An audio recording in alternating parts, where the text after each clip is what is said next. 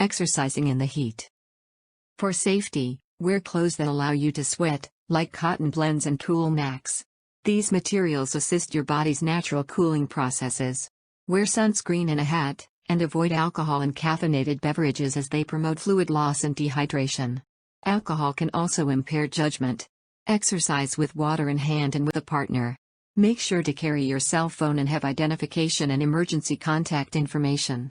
Be aware that extreme heat will increase the likelihood of blood pressure rising and heart patients are more likely to have symptoms. Extreme heat plus exertion equals bad stress on the heart. Fluids when exercising in the heat.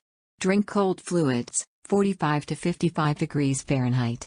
People tend to drink more water during exercise. If it is cold, this helps prevent dehydration. Avoid beverages with a high sugar content. Fluids that contain concentrated simple sugar are not easily digested and can cause cramping. A person over 60 years old has a decreased thirst sensitivity to body hydration status. Water intake is the best fluid if an exercise session is between 60 to 90 minutes in duration. It is encouraged to drink as much water as physically comfortable. The guidelines are drinking 3 cups of water 2 hours prior to exercise, 2 cups of water 15 to 20 minutes prior to exercise, and 1 cup every 15 minutes during exercise. Each pound of weight loss should be replaced with 16 ounces of fluid. When someone has angina, it is best to exercise in a controlled environment to limit the stress on the heart and reduce the likelihood of symptoms. Go to an indoor mall to walk or to an air-conditioned building like home or a gym.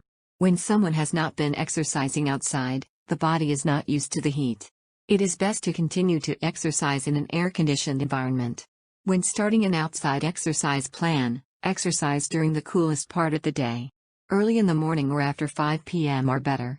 Consider the air quality. If it is code orange, exercise indoors.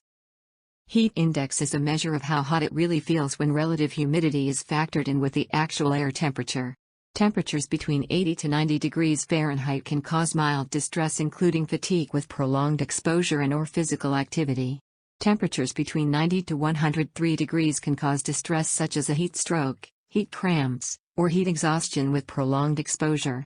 Severe stress can occur between 103 and 124 degrees, resulting in heat cramps or heat exhaustion or possibly a heat stroke. Temperatures over 125 degrees is fatal, with a heat stroke highly likely. Sign of heat illness or distress. Dehydration. Symptoms are feeling thirsty and weak. When the body loses water, it can't cool off fast enough. Cramps. They can be described as a sudden contraction of a muscle. A person can get muscle cramps from the heat even after a workout. Heat exhaustion. Symptoms include feeling tired, nauseous, having a headache, and giddy, dizzy and silly.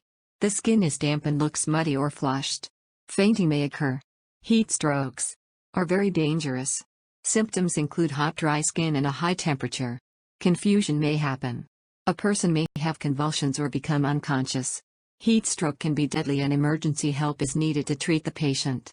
Follow the safety guidelines to avoid heat illnesses. Exercise in the coolest time of day, drink plenty of fluids, wear clothing that helps keep the body cool, and exercise indoors with air conditioning, if needed. These are all helpful ways to exercise safely.